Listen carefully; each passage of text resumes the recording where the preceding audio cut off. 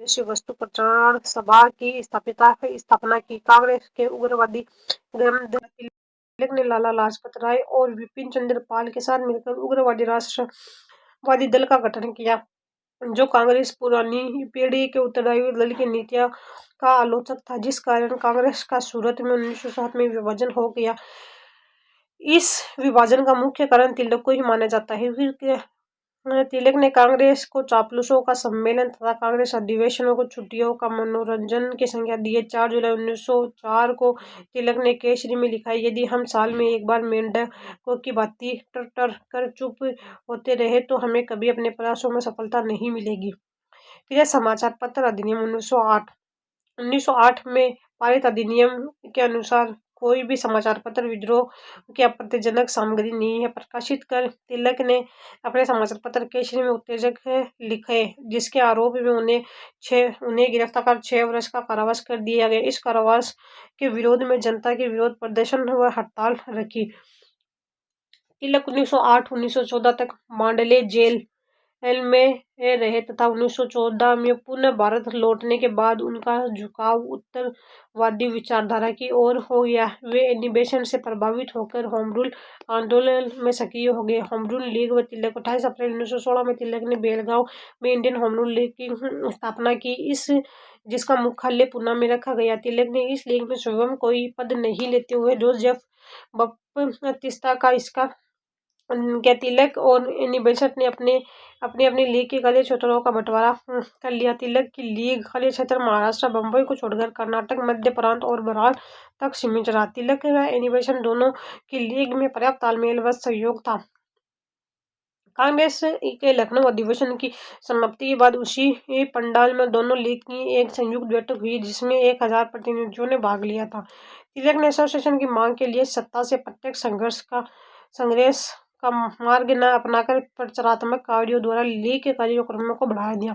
उन्होंने स्वराज की मांग के साथ क्षेत्रीय भाषा में शिक्षा तथा मराठी, तेलुगु, कन्नड़ आदि भाषाओं के आधार पर प्रांतों का गठन की मांग किया। 17-18 मई 1917 को नासिक में तिलक की लीग का पहला वार्षिक सम्मेलन हुआ। अंग्रेजी सरकार ने बेलगांव व अहमदनगर में तिलक द्वारा दिए गए भाषण के आधार पर तिलक को कारण बताओ नोटिस जारी किया, जिस पर तिलक की ओर से पैरवी मोहम्मद अली जिन्ना ने की। एक अंग्रेज पत्र वैलेंटाइन शिरोल ने अपनी पुस्तक इंडिया एंड वेस्ट को तिलक को भारत ने अशांति का जनक कहा। 24 सितंबर 1918 में तिलक ने अपने साथियों के साथ शिरोमणि पर मुकदमा करने इंग्लैंड गए थे। इस प्रकार होम रूल आंदोलन नेतृत्व होकर समाप्त हो गया। फिर है इतिहासकार ओवन का मानना है कि मद्रास व महाराष्ट्र ब्राह्मणवादी व समाज सुधार आंदोलन प्रारंभ होने का महत्वपूर्ण कारण होम रूल लीग आंदोलन रहा है। लखनऊ अधिवेशन 1916-1907 के शुरुआत अधिवेशन के बाद तिलक पहली बार कांग्रेस के लखनऊ अधिवेशन में शामिल हुए, जिसकी अध्यक्षता करते हुए अंबिकाचरण मजूमदार ने कहा है, अब भाई भाई गरम दल नरम दल फिर मिल गए। इस अधिवेशन में कांग्रेस और मुस्लिम लीग के मध्य समझौता हुआ, जिसे लखनऊ पैक्ट के नाम से जाना जाता है। इस समझौते में एनी बेसेंट, मोहम्मद अली जिन्ना, तिलक ने महत्वपूर्ण भूमिका निभाई। कांग्रेस डेमोक्रेटिक पार्टी तिलक ने विधान परिषद चुनावों में भाग लेने व शासन प्राप्त करने के लिए 1920 में कांग्रेस डेमोक्रेटिक पार्टी की स्थापना की। इस संगठन ने भारतीयों द्वारा एक भारतीय संघ बनाए जाने की रूपरेखा तैयार की। धार्मिक व सामाजिक विचार तिलक ने महाराष्ट्र के हिंदुओं में वीरता की भावना जागृत करने के उद्देश्य से लाठी क्लब, गोदी विरोधी गोरक्षा समिति और अखाड़े स्थापित किए। उन्होंने धर्म की राजनीति से जोड़ने के लिए तथा सभी जातियों को एक मंच पर लाने के उद्देश्य से 1893 में गणपति उत्सव तथा 1895 में रायगढ़ किले में शिवाजी की समाधि का जीर्णोद्धार तथा उनकी स्मृति में 1894 में शिवाजी उत्सव प्रारंभ किया। फिर स्रोत एनसी केलकर द्वारा प्रकाशित 1908 में रिपोर्ट के अनुसार reporting the tomb of Shivaji on the Raigarh in 1895 which at last in 1896 took the shape of a festival in honor of Shivaji on his birthday. तिलक पौराणिक भारतीय नायकों के मध्य युवाओं को प्रोत्साहित करना चाहते थे। तिलक अस्पृश्यता को हिंदू समाज के लिए कलंक मानते थे तथा छुआछूत किसी ईश्वरीय आदेश का परिणाम है तो ऐसे ईश्वर को ही नकार दूंगा। मार्च 1918 में उन्होंने दलित वर्ग सम्मेलन भी में मांग लिया। शिक्षा योगदान न्यू इंग्लिश स्कूल पूना 2 जनवरी 1880 को तिलक ने विष्णु शास्त्री चिपळूणकर गोपाल गणेश आकरकर एम.बी. नामजोशी के सहयोग से पूना में इसकी स्थापना की। भारत द्वारा पश्चिमी शिक्षा के क्षेत्र में पुणे में किया गया पर पहला प्रयास था। दक्कन एजुकेशन सोसाइटी 24 अक्टूबर 1884 को तिलक आगरकर नामजोशी ने मिलकर इस संस्था की स्थापना की थी। Fergusson college Pune Deccan education society द्वारा पुणे में 1895 में फर्गुस कॉलेज की स्थापना की गई। तिलक गणित विज्ञान एवं संस्कृत के विद्वान थे। प्रकाशित समाचार पत्र तिलक ने 1861 में आगरकर के साथ मिलकर पूना में मराठा नामक अंग्रेजी भाषा समाचार पत्र तथा केसरी नामक समाचार पत्र मराठा भाषा में लिखा था। फिर है बंगाल विभाजन के दौरान नागर से केसरी पत्र का हिंदी संस्करण से भी प्रकाशित किया गया। तिलक ने राष्ट्रमत और डेमोक्रेटिक नामक समाचार पत्र का प्रकाशन किया था।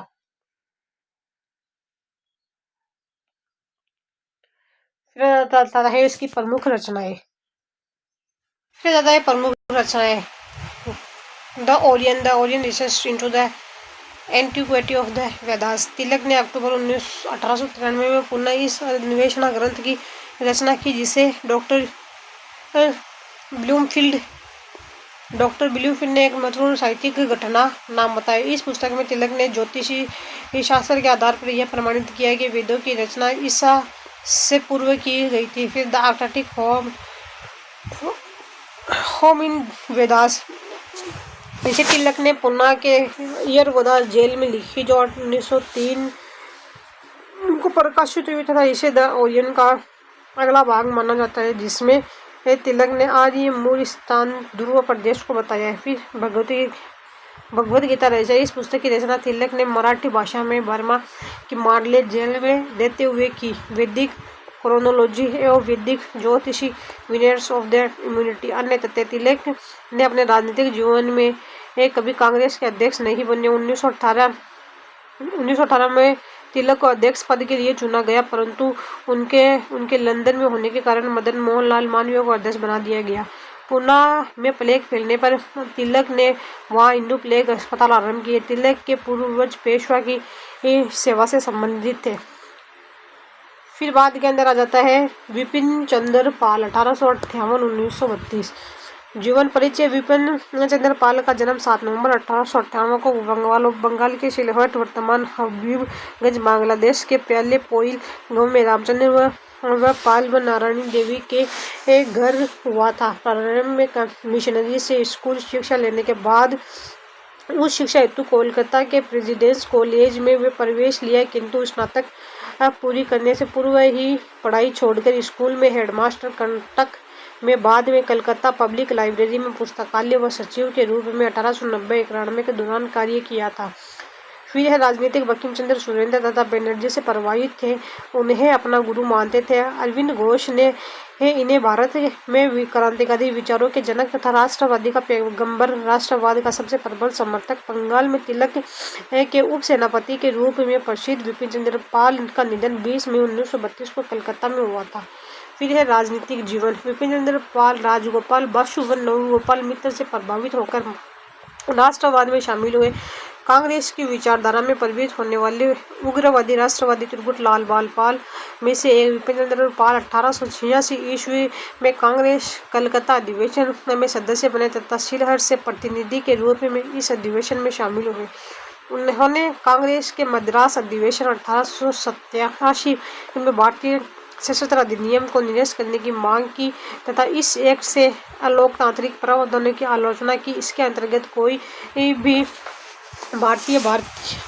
भारतीय वैध लाइसेंस के बिना हथियार रख या ले जा नहीं सकता। कांग्रेस के चौथे सत्यपाल ने देश की औद्योगिक स्थिति, तकनीकी शिक्षा की स्थिति की जांच हेतु आयोग गठित करने के संदर्भ में रखे गए संपर्क का समर्थन किया। फिर आ जाता है 1898 ईस्वी में Vipin Chandra Pal British foreign यूनिटोरियन association द्वारा प्रदत्त छात्रवृत्ति पर धर्मशास्त्रीय अध्ययन हेतु इंग्लैंड गए तथा 2 वर्ष बाद भारत लौटे। फिर उत्तरवादियों के संबंध में विचार। विपिन चंद्र पाल ने उत्तरवादियों के संवैधानिक संघर्ष को राजनीतिक भिक्षावृत्ति की संज्ञा दी। उन्होंने 1902 में अपने समाचार पत्र न्यू इंडिया में लिखा था कि यह कांग्रेस और लंदन ब्रिटिश कमेटी दोनों भीख मांगने वाली संस्था है। बैंकिंग इंस्टीट्यूट फिर है एनिबेशन ने भी न्यू इंडिया नमक पत्र प्रकाशित किया। 1921 में गांधी जी की आलोचना करते हुए उन्होंने कहा, आपके विचार तार्किक नहीं परंतु जादू पर आधारित है। विपिन चंद्र गांधी व गांधीवादी विचारधारा के प्रबल आलोचक थे। बग भंग आंदोलन में भूमिका। स्वदेशी बहिष्कार आंदोलन में विपिन चंद्र की बंगाल में महत्वपूर्ण भूमिका थी। उन्होंने बंगाल में विभिन्न सभाओं को संबोधित करते हुए बहिष्कार में सम्मिलित होने का युवा का आह्वान किया है। उनके आह्वान पर स्टार थिएटर 200 विद्यार्थियों ने सरकारी सेवाओं से अलग रहने की प्रतिज्ञा पत्र हस्ताक्षर किए। विपिन चंद्र पाल ने अरविंद घोष के साथ मिलकर निष्क्रिय प्रतिरोध के तरीकों को अपनाया का आह्वान किया। विपिन चंद्र पाल ने प्रथम डॉक्टर S.K. मल्लिक, अश्विनी कुमार बनर्जी, श्रीयारदास J.N. राय के साथ मिलकर शैक्षणिक बहिष्कार का आह्वान किया। अमृत बाजार पत्रिका ने इस समूह को उग्र आमूल परिवर्तन समूह कहा। 5 अगस्त 1905 को अल्बर्ट हॉल कलकत्ता में आयोजित सभा में एक घोष की स्थापना की गई, जिसका उद्देश्य उन विद्यार्थियों को सहायता देना था जो यूरोपियन प्रबंधन वाले कॉलेज को छोड़कर अपने देशवासियों द्वारा संचालित संस्था में प्रवेश लेंगे। फिर स्वदेशी मंडली फील्ड एंड अकादमी नामक क्लब विपिन चंद्र पाल, CR दास, सुबेद चंद्र मलिक जैसे गर्म दल के नेताओं का क्लब था। इसी क्लब के सदस्यों ने दिसंबर 1905 को स्वदेशी मंडल का गठन किया था। स्वदेशी मंडल जून 1906 में कलकत्ता में शिवाजी उत्सव का आयोजन किया, जिसमें बाल गंगाधर तिलक को मुख्य अतिथि बनाया गया। लॉर्ड विपिन चंद्र पाल ने बग भंग आंदोलन के बाद अस्थायी रूप से राजनीतिक संन्यास ले लिया था। फिर कलकत्ता अधिवेशन सितंबर 1920। इस अधिवेशन में विपिन चंद्र पाल ने प्रस्ताव रखा कि ब्रिटेन की नीतियां एक अधिकृत विवरण प्राप्त करने के लिए कांग्रेस का प्रतिनिधि मंडल इंग्लैंड भेजा जाए और इस अवधि में आगामी चुनावों का बहिष्कार न कर उसमें भाग लेना चाहिए, परंतु यह पारित नहीं हो पाया। गांधी जी ने वे विधान परिषदों के बहिष्कार का प्रस्ताव रखा, जिसका चिरंतन दास, मदन मोहन मालवीय, जिन्ना, एनिबेशन, विपिन चंद्र पाल आदि ने विरोध किया। 1921 ईस्वी में कांग्रेस के नेताओं से मतभेद हो जाने के पश्चात उन्होंने स्वयं को सक्रिय राजनीति से अलग कर लिया। फिर है समाज सुधार। बंगाल के पुनर्जागरण के विरोध श्री पाल प्रारंभ में ब्रह्म समाज सदस्य बने, बाद में वेदांत दर्शन तथा अंत में चैत्य महाप्रभु के वैष्णव दर्शन के समर्थक रहे। विपिन चंद्र ने ब्रह्म समाज के ध्वस्त तले सामाजिक बुराइयों व कुप्रथाओं का विरोध किया।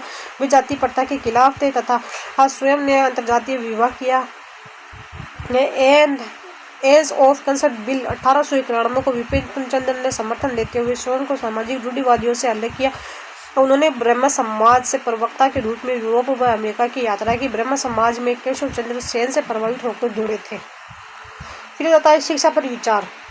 विपिन चंद्र पाल ने प्रारंभ से ही राष्ट्रीय शिक्षा परिषद से जुड़कर राष्ट्रीय शिक्षा हेतु चलाए जा रहे आंदोलन में भाग लिया। उन्होंने शिक्षा प्रणाली को पूर्णतः राष्ट्रीय पद्धति पर पुनर्गठित करने की प्रेरित की है। राजनीतिक विचार। विपिन चंद्र ने एक नए राजनीतिक चिंतन का विकास किया, जिसे उन्होंने सामाजिक दृष्टिकोण एम्पायर नाम दिया। एक संघ फेडरल यूनियन के रूप में ब्रिटिश समाज के पुनर्निर्माण की बात की। विपिन चंद्र रूस बालशिविक क्रांति से प्रभावित थे। उन्होंने इसी नए विश्व का जन्म बताया है। 1919 ईस्वी में विपिन चंद्र भारत लौटे तथा 1921 ईस्वी में उन्होंने बरिसाल में आयोजित बंगाल क्रांति सम्मेलन की अध्यक्षता की तथा उन्होंने संघीय भारतीय गणतंत्र की वकालत की।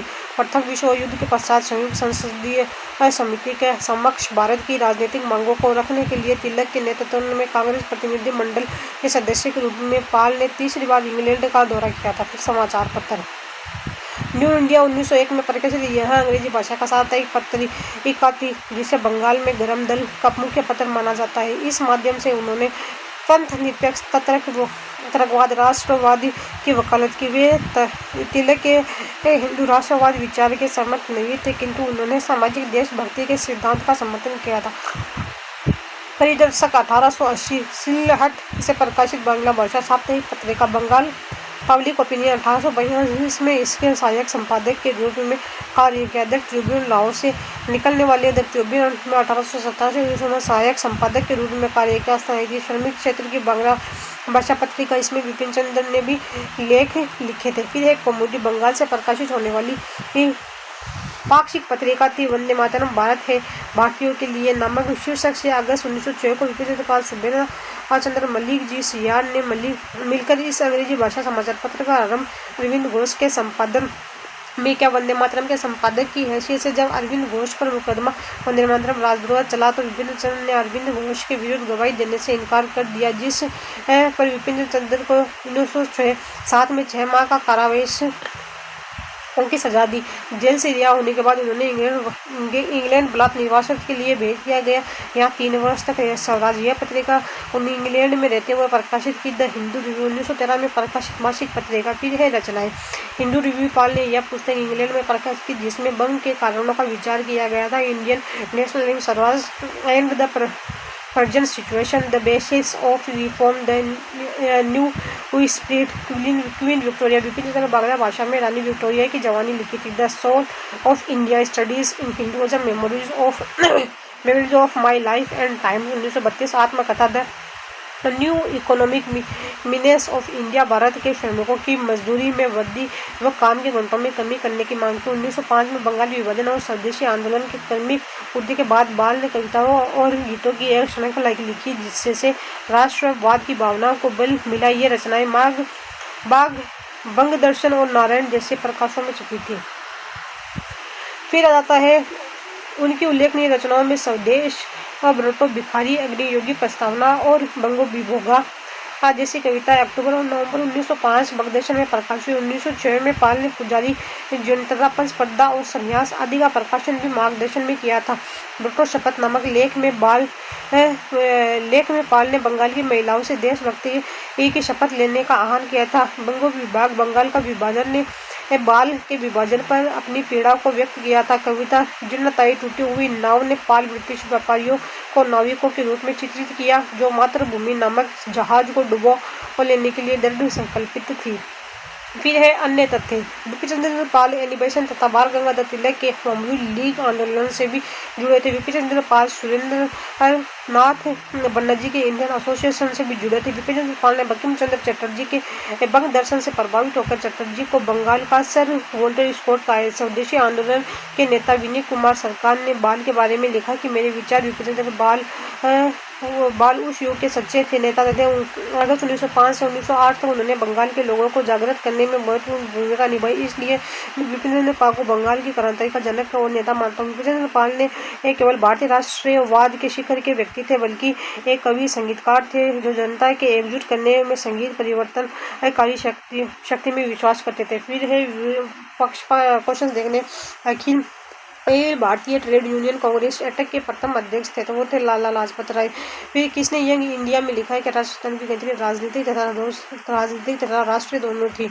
फिर है लाला लाजपत राय, ये इसका आंसर लाला लाजपत राय। फिर किसने एज ऑफ कैंसर बिल 1891 का विरोध किया था। बाल गंगाधर तिलक ने किया था। किसे उत्तरदायी नेता नहीं किया जाता।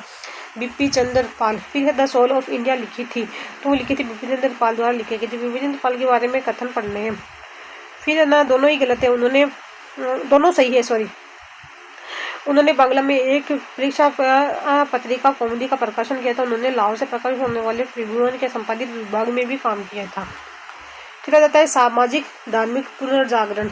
प्रश्न 19वीं सदी शुरुआत से ही सामाजिक रीति रिवाजों और मूल्य मान्यताओं से संबंधित बहस और चर्चाओं का स्वरूप बदलना दिखाई देता है। इसकी प्रमुख वजह यह थी कि संचार के नए तरीके विकसित हो रहे हैं। पहली बार किताबें, अखबार, पत्रिकाएं, पर्चे और पुस्तिकाएं छप रही थी। ये चीज़ें न केवल पुराने साधनों के मुकाबले सस्ती थी बल्कि उन्हें पांडुलिपियों के मुकाबले ज़्यादा लोगों की पहुँच में भी थी। सामाजिक रीति रिवाजों और मूल्य मान्यताओं से संबंधित बहस और चर्चाएं भारतीय सुधारकों और सुधार संगठनों की तरफ से शुरू होती थी जो निम्न है। राजा राममोहन राय का जन्म 22 मई 1772 को बंगाल के राधानगर में एक जमींदार ब्राह्मण परिवार और रमाकांत व तालिनी देवी के घर में हुआ था। उत्तराधिकारी के रूप में उनको राय की उपाधि मिली थी। इन्हें बंगाल में नवचेतना एवं क्रांति का अग्रदूत, भारत में नवजागरण का अग्रदूत, समाज सुधार आंदोलन का प्रवर्तक, आधुनिक भारत का प्रथम नेता, भारतीय राष्ट्रवाद का जनक नवनिर्मित का प्रभास तारा आधुनिक भारत का जनक व पत्रकारिता का अग्रदूत कहा जाता है। फिर अयोध्या सिंह ने राजा राम मोहन को नव भारत का समस्या कहे। राजा राम मोहन राय संस्कृत, फारसी, अन्य कोई भारतीय है और यूरोपीय भाषाओं के अच्छे ज्ञाता थे। इन्होंने ईस्ट इंडिया कंपनी में नौकरी की, किंतु बाद में त्यागपत्र दिया। 1804 में राजा राम मोहन राय ने एक शुरुआत की प्रशंसा तथा मूर्ति पूजा के खंडन हेतु फारसी भाषा में तोहफात उल मुआहिदीन गिफ्ट टू मुनतिस एक कैशवादियों का उपहार लिखा पुस्तक की रचना की। 1820 में इन्होंने बाइबिल के आधार पर प्रिसेप्ट्स ऑफ जीसस पर अर्सन कुमार टैगोर के छद्म नाम से लिखी। इस पुस्तक में राय न्यू टेस्टामेंट के नैतिक व दार्शनिक संदेश की प्रचारना करते हुए ईसा मसीह के उच्च व नैतिक संदेश को हिंदू धर्म में समाहित करने की बात कही थी। 1833 में राय ने गौड़ीय व्याकरण की रचना की थी। राजा राम मोहन ने वेदों और 5 ईशान कंठ मंडू के प्रमुख उपनिषदों के बंगला भाषा में अनुवाद किया। राय के अनुसार वेद शास्त्र से वो परिवार काटे। राजा राम मोहन राय ने जाति व्यवस्था की आलोचना करने वाले पुराने बौद्ध ग्रंथ की भी अनुवाद किया। राजा राम मोहन द्वारा प्रकाशित प्रमुख समाचार पत्र संवादी कौमुदी बांग्ला के अंदर मिरातुल अखबार फारसी, ब्राह्मण निकाल अंग्रेजी, बंगादूत हिंदी। फिर है संस्था है आत्म सभा संस्था जो बनाई थी। फिर वो स्थापना उसकी 1815 में, वेदांत कॉलेज 1855 में। 1857 में राय ने कलकत्ता में अंग्रेजी विश्वविद्यालय की स्थापना की। राजा राम मोहन राय ने 1817 ईस्वी में कलकत्ता में हिंदू कॉलेज है डेविड हेयर के सहयोग की स्थापना की थी। 1825 ईस्वी में इन्होंने कलकत्ता में वेदांत कॉलेज की स्थापना की थी। राजा राम मोहन राय ने ब्रिटिश जनरल विलियम्स बेंटिक 1829 में सतीश प्रथा विरुद्ध कानूनी धारा 17 बनाकर इस प्रथा को गैर कानूनी घोषित करवाया था तथा अपने लेख के जरिए सिद्ध किया था कि प्राचीन ग्रंथों में विधवाओं को जलाने की अनुमति नहीं दी गई है।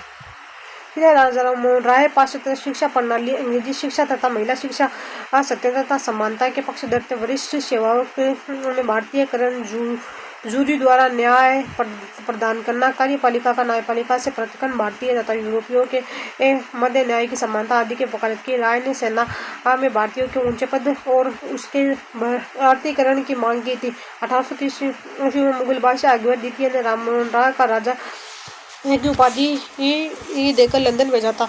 1833 ईस्वी में इंग्लैंड के ब्रिस्टल नगर में इनका देहांत हो गया, जहां इनकी समाधि बनी है। इनकी समाधि पर हरिकेली नाटक की पंक्तियां उल्लिखित है। दफनाने का कारण यह था कि उस ब्रिटेन में शवदाह संस्कार की अनुमति नहीं थी। ब्रह्म समाज, राजा राम मोहन राय ने कलकत्ता में 1830 एनसीईआरटी के अनुसार ब्रह्म समाज के नाम से एक सुधारवादी संगठन की स्थापना की, जो बाद में ब्रह्म समाज के नाम से प्रसिद्ध हुआ। यह सभी प्रकार की मूर्ति पूजा तथा बलि देने के विरुद्ध थी। इस संस्था के अनुयायी उपनिषदों पर विश्वास रखते थे, किंतु उन्हें अन्य धार्मिक परंपराओं और प्रथा की आलोचना करने का अधिकार नहीं था। ब्रह्म समाज के विभिन्न धर्मों, ईसाई व हिंदू या आदेशों की विचारधाराओं की आलोचनात्मक व्याख्या करते हुए नकारात्मक व सकारात्मक पहलुओं पर प्रकाश डालता है। 1856 ईस्वी में देवेंद्र नाथ टैगोर व केशव चंद्र सेन के बीच मतभेद हो जाने के कारण ब्रह्म समाज में पहला विभाजन हुआ। देवेंद्र नाथ टैगोर ने आदि ब्रह्म समाज व केशव चंद्र सेन ने भारतीय ब्रह्म समाज बनाया। केशव चंद्र ने प्रयास से 1872 ईस्वी में सिविल मैरिज एक्ट बना, जिसके तहत 14 वर्ष से कम आयु की बालिकाओं और 18 वर्ष से कम आयु के बालकों का विवाह प्रतिबंधित किया गया। 1878 ईस्वी में केशव चंद्र सेन ने अपनी 13 वर्षीय पुत्री का विवाह कुछ बिहार के राजा से कर दिया, जबकि भारतीय ब्रह्म समाज बाल विवाह के विरुद्ध था। अतः इस वर्ष ब्रह्म समाज एक बार फिर से विभाजित हो गया। फिर है स्वामी दयानंद सरस्वती तथा आर्य समाज। स्वामी दयानंद सरस्वती का जन्म गुजरात के मोरबी जिले के टंकरा 1824 में हुआ। इनके बचपन का मूल नाम शंकर था। 1828 में नर्मदा नदी के तट पर चांदोद नामक स्थान पर मूलशंकर ने स्वामी पूर्णानंद सरस्वती संप्रदाय से संन्यास लेकर की दीक्षा ली तथा दयानंद कहलाए। इन्होंने मथुरा में स्वामी विवेकानंद से वेदों की शिक्षा प्राप्त की। 1814 ईस्वी में स्वामी जी के सार्वजनिक उपदेश देना प्रारंभ किया तथा केशव चंद्र सेन के परामर्श पर उन्होंने अपनी विचारों को संस्कृत के स्थान पर हिंदी में व्यक्त करना प्रारंभ किया। दयानंद सरस्वती ने कर्म आधारित वर्ण व्यवस्था का समर्थन किया तथा वेदों की ओर लेटों का नारा दिया। बाल विवाह, पर्दा प्रथा, दहेज प्रथा, बहुल विवाह आदि सामाजिक बुराइयों को समाप्त करने का प्रयास किया। विधवा स्त्रियों की दशा सुधारने हेतु विधवा आश्रम की स्थापना की। दयानंद सरस्वती ने वेदों के आधार पर बताया कि शूद्रों व स्त्रियों को वेद पढ़ने एवं यज्ञोपति धारण करने का समर्थन किया। आर्य समाज ने जन्म आधारित वर्ण व्यवस्था के स्थान पर आधारित वर्ण व्यवस्था को माना तथा छुआछूत का विरोध किया। दयानंद सरस्वती ने 1867 में हरिद्वार कुंभ के अवसर पर पाखंडी खंडी को पताका फहराकर आडम्बरों का विरोध किया। धर्म दलित हिंदुओं को पुनः हिंदू धर्म ग्रहण करने के लिए शुद्ध आंदोलन चलाए। उन्होंने सर्वप्रथम सर्वधर्म स्वदेश स्वभाषा शब्दों का प्रयोग किया था। उनके अनुसार विदेशी राज्य चाहे कितना भी अच्छा हो लेकिन सुखदायक नहीं हो सकता। बुरे से बुरा देशी राज्य कितना अच्छे से अच्छे विदेशी राज्य से अच्छा हो। फिर सत्यार्थ प्रकाश यानी बेंसन ने कहा था कि स्वामी दयानंद पहले व्यक्ति थे जिन्होंने भारतीय का नारा लगाया था। उन्होंने भारतीय का दास्ता को अपने मूल रोग बताया। 1874 में ईस्वी में दयानंद सरस्वती ने सत्यार्थ प्रकाश की हिंदी भाषा में उदयपुर में रहते हुए रचना की तथा अजमेर से इसका प्रकाशन हुआ। स्वामी दयानंद सरस्वती 27 फरवरी 1883 में उदयपुर में परोपकारिणी सभा की स्थापना की तथा मेवाड़ महाराणा सज्जन सिंह ने को इसकी अध्यक्षता बनाया गया। फिर आ जाते हैं ऋग्वेदा विभाष्य भूमिका आर्य रत्नमाला गोकुलानिधि व्यवहार भानु संस्कृत वाक्य बोध पुनः प्रवचन संस्कार विधि। दयानंद सरस्वती ने 10 अप्रैल 1895 में बम्बई में आर्य समाज आज की स्थापना 28 नियमों का समावेश किया जिसके बाद केवल 10 नियम रखे गए। आर्य गुरुकुल व डीएवी स्कूल का संबंध आर्य समाज से लाला हंसराज वल्लभ राज स्वामी श्रद्धानंद लाला लाजपत राय बाल गंगाधर तिलक अरविंद घोष सुभाष चंद्र बोस श्यामजी कृष्ण वर्मा आदि स्वामी वर्मा से प्रभावित स्वामी सरस्वती से प्रभावित स्वामी दयानंद इनको हिंदी को राष्ट्रीय भाषा के रूप में स्थापित करने का प्रयास किया गया। लाला लाजपत राय के अनुसार स्वामी जी ने देशभक्ति और देश सेवा के बीच हमारा हृदय से बोया है। विलेंटाइन शिरोल ने आर्य समाज को भारतीय शांति का जन्मदाता कहा है। फिर स्वामी दयानंद सरस्वती सबसे पहले 1865 में राजकीय ये मेहमान बनकर मदन पाल के आगरा पर करौली आए थे। 11 अगस्त 1885 को महाराणा सज्जन सिंह के आगरा पर उदयपुर पहुंचे। यहाँ इनको गुलाब बाग स्थित नौलखा महल में ठहराया गया था।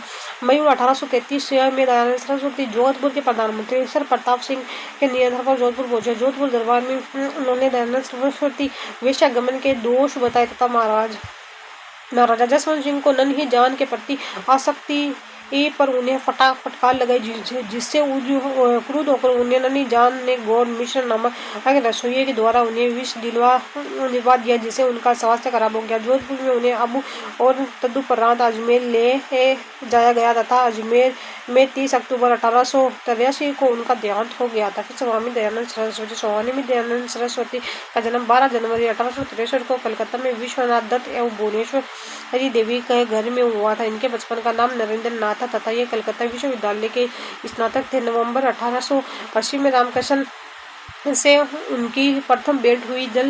जल्द ही विवेकानंद इनके शिष्य बन गए। फिर है 1881 में विवेकानंद के दक्षिण ईश्वर में उनके गुरु रामकृष्ण परमहंस से भेंट हुई जिन्होंने उनको ईश्वर की अनुभूति करवाई। 1886 में रामकृष्ण की मृत्यु के बाद विवेकानंद ने संन्यास ग्रहण कर लिया। विवेकानंद 1891 में बिना किसी के साथ लिए नामहीन अनजान होकर भारत यात्रा की। 1892 में विवेकानंद अलवर राजस्थान आए। रामकृष्ण परमहंस ने इन्हें विविदिशानंद नाम दिया। बाद में खेतड़ी के महाराजा कहने पर इन्होंने विवेकानंद नाम अपनाया। फिर शिकागो धर्म सम्मेलन 11 सितंबर खेतड़ी के महाराजा के सहयोग के विवेकानंद सितंबर 1894 में विश्व धर्म सम्मेलन में भाग लेने अमेरिका के शिकागो और शहर गए। सितंबर 1894 विश्व धर्म सम्मेलन में इन्होंने अपना प्रसिद्ध भाषा प्रिय भाइयों और बहनों के संबोधन से प्रारंभ किया। अपने भाषण में उन्होंने भारतीय संस्कृति व धर्म की महत्ता को बड़े प्रभावशाली तरीका से पश्चिमी जगत के सामने रखा। इसी संबंध में अमेरिकी के पत्रकार न्यूयॉर्क हेराल्ड ने लिखा, शिकागो धर्म सम्मेलन में विवेकानंद ही सर्वश्रेष्ठ व्यक्ति है।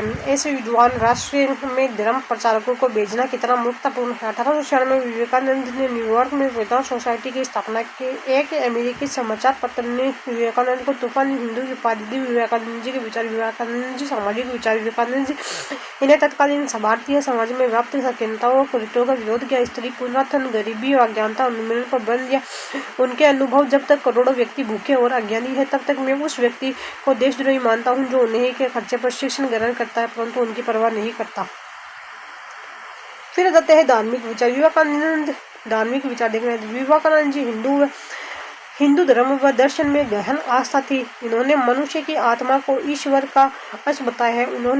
उनके अनुसार अगर कोई हिंदू आध्यात्मिक नहीं है तो मैं उसे हिंदू नहीं मानता। इन्होंने भारत के लोगों को रसोई घर के धर्म की संकीर्ण चार दीवारी से बाहर निकालने तथा राष्ट्र की सेवा में एकजुट होने का आह्वान किया। रसोई घर के धर्म का आशय छुआछूत व भेदभाव से था। स्वामी जी का राष्ट्रीय दृष्टिकोण भी पश्चिम के आधुनिकीकरण के विरोधी थे। उन्होंने कहा था कि विरोध साहस व अवलंबन करो और गर्व से कहो मैं भारतीय वासी हूँ। विवेकानंद ने पूरे विश्व में हिंदू धर्म व दर्शन को प्रसारित कर भारत के गौरव संसार को समक्ष रखा है। विवेकानंद के भाषणों का आकलन। विश्व धर्म संसद के बाद विवेकानंद ने अमेरिका में भ्रमण कर हिंदू मत का विचार किया। दो अमेरिकन स्वामी अभयानंद व स्वामी कृपानंद उनके शिष्य बने। अमेरिका से विवेकानंद इंग्लैंड गए जहाँ भगिनी निवेदिता उनकी शिष्या बनी। जनवरी 1897 में विदेश यात्रा के बाद वे कोलंबो पहुंचे। इस वर्ष 1897 में उनके द्वारा विदेश में दिए गए विविध भाषणों पर आधारित lectures from Colombo to Almora नामक पुस्तक प्रकाशित की। अपने विचारों के प्रसार के लिए विवेकानंद ने बेलूर कलकत्ता व मायावती अल्मोड़ा उत्तराखंड में 2 केंद्रों की स्थापना की। अपने अंतिम दिनों में विवेकानंद ने बेलूर मठ की जिम्मेदारी ब्रह्मानंद और शिवानंद को सौंप दी। जून 1899 में विवेकानंद स्वास्थ्य सुधार के लिए विदेश गए। उन्होंने सैन फ्रांसिस्को तथा न्यूयॉर्क में वेदांत सोसाइटी की स्थापना की। स्वामी विवेकानंद ने 1900 में पेरिस धर्म की संस्कृति में भाग लिया। जुलाई 1902 में बेलूर मठ में देहांत हो गया। स्वामी विवेकानंद द्वारा लिखित पुस्तक लिखी गई है ज्ञान योग, कर्म योग, राजयोग। सुभाष चंद्र बोस के अनुसार स्वामी जी ने महात्मा बुद्ध का हृदय और शंकराचार्य की बुद्धि तथा वह आधुनिक भारत के निर्माता थे। उन्होंने स्वामी जी के आधुनिक राष्ट्रीय आंदोलन का जनक कहा है। महात्मा गांधी के अनुसार स्वामी विवेकानंद के लिए किसी परिचय की जरूरत नहीं है, उनका नाम ही प्रेरणा। रविंद्रनाथ टैगोर ने सृजन की प्रतिभा कहा है। स्वामी विवेकानंद नई विचारधारा के प्रतीक और भविष्य के लिए एक महान शक्ति स्रोत थे। रामकृष्ण मिशन। विवेकानंद ने अपनी पुस्तक के नाम पर 5 मई 1897 में बेलूर कलकत्ता में रामकृष्ण मिशन की स्थापना की।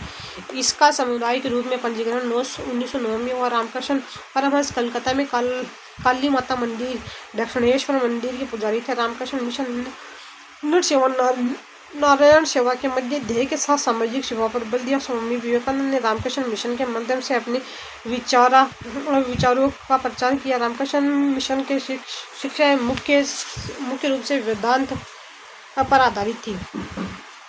फिर राजा राम मोहन राय के संबंध में कौन सा कथन आ सकते हैं? तो गलत है। इन्होंने बांग्ला में मिरातुल अखबार निकाला, ये गलत है। इनका जन्म बंगाल में हुआ था। भारतीय नवजागरण अग्रदूत कहा है। इन्होंने ईस्ट इंडिया कंपनी में नौकरी की थी।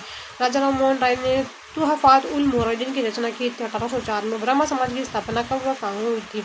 1828 में कलकत्ता के अंदर हुई थी। फिर आ जाता है राजा राम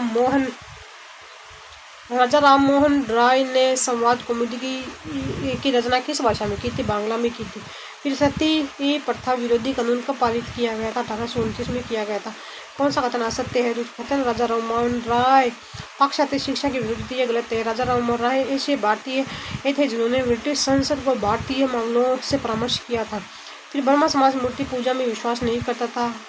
राजा राम मोहन राय बंगाल के जमींदारों द्वारा कृषकों के किए जा रहे शोषण का विरोध करना। कलकत्ता में हिंदू कॉलेज की स्थापना किसने की थी? राजा राम मोहन राय ने की थी। भारतीय राजनीतिक चेतना उत्पन्न करने का श्रेय निम्न से किसे दिया जाता राजा राम मोहन राय को। राजा राम मोहन राय का निधन कब हुआ था? ब्रिस्टल में हुआ था। स्वामी दयानंद सरस्वती का बचपन का नाम था तो मूल शंकर था। पाखंड खाननी पता का स्वामी दयानंद सरस्वती ने कहा है द्वार। स्वामी दयानंद सरस्वती के संबंध में कौन सा कथन गलत है? तो गलत है। उन्होंने वन व्यवस्था को जन्म आधारित माना है, यह गलत है। जबकि उन्होंने वेदों की ओर लेटों का नाम लिया। फिर उन्होंने शुद्ध आंदोलन चलाया। फिर है दयानंद सरस्वती ने स्वराज शब्द का प्रथम बार प्रयोग किया है। फिर सर्वप्रथम स्वदेशी नारा किसने दिया था? तो वो दिया था स्वामी दयानंद सरस्वती। सत्यार्थ प्रकाश किसकी रचना है? स्वामी दयानंद सरस्वती की। दयानंद सरस्वती का निधन कहाँ हुआ था? अजमेर में हुआ था। स्वामी दयानंद सरस्वती परोपकारी सभा की स्थापना कहाँ की थी? उदयपुर में की थी। निम्न में से किसने हिंदी भाषा को राष्ट्र भाषा स्थापित करने का पहला प्रयास किया था? दयानंद सरस्वती ने। स्वामी विवेकानंद ने शिकागो विश्व धर्म सम्मेलन कब किया था? 1893 में किया था। रामकृष्ण स्थानीय कब और कहाँ हुई थी? 1897 में बेलूर में थी। रामकृष्ण मिशन का विलयन कब हुआ था? 1909 में हुआ था। स्वामी विवेकानंद के समय निम्न कथन में असत्य है। जो असत्य है स्वामी विवेकानंद स्पष्टीकरण के प्रबल के समर्थक थे, ये गलत है। जबकि स्वामी जी स्त्री पुरुष स्थान का प्रबल समर्थक थे। स्वामी जी अध्यात्म को धर्म गुरु आधार मानते थे। स्वामी जी की शिक्षाएं वेदांत दर्शन पर आधारित थी। किया जाता है स्वामी विवेकानंद को निम्न में से किसने आधुनिक भारत का निर्माता कहा है? सुभाष चंद्र बोस ने कहा है। लेक्चर्स फ्रॉम कोलंबो टू ओल्मोड़ा नामक पुस्तक लिखी थी, 1897 में लिखी गई थी। इसी के साथ ये कंप्लीट होता है। आगे के वीडियो में नेक्स्ट में देखेंगे, तब तक के लिए बाय बाय, टेक केयर।